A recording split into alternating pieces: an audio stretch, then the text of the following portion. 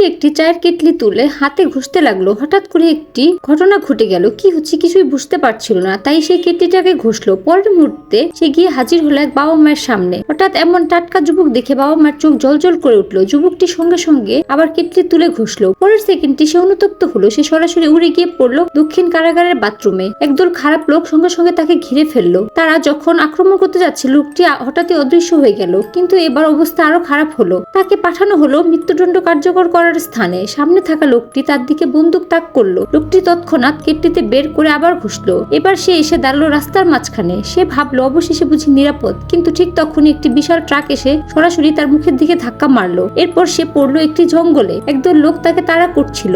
ভাগ্য ভালো সে গাছে উঠে পালাতে পেরেছিল, কিন্তু স্বস্তির নিঃশ্বাস ফেলার আগে সে দেখলো গাছের নিচে একটি লোক দাঁড়িয়ে গাছ কাটছে। সে দু হাতে শক্ত করে গাছ ধরে রাখায় কেটলিটা ছুঁতে পারলো না। শেষমেশ সে সরাসরি পানির নিচে পড়ে গেল, আর কেটলিটাও হারিয়ে গেল। এবার সে পুরোপুরি শেষ হয়ে গেল। অল্প সময়ের মধ্যেই সোজা খাদে পড়ে গেল। জ্ঞান ফিরে পেয়ে সে দেখলো নিজেকে একটি কারখানার ঘরে ভেতরে রাখা কনভয়ের ভোল্টের উপরে শুয়ে আছে। কিছু বুঝে ওঠার আগে তার বাক্সের ভেতর সিল করে দেওয়া হলো। প্রতিক্রিয়া জানানোর আগেই সে নিজেকে একটি ট্রাকে দেখতে পেল, আর এভাবেই সে এখানে সেখানে পৌঁছলো।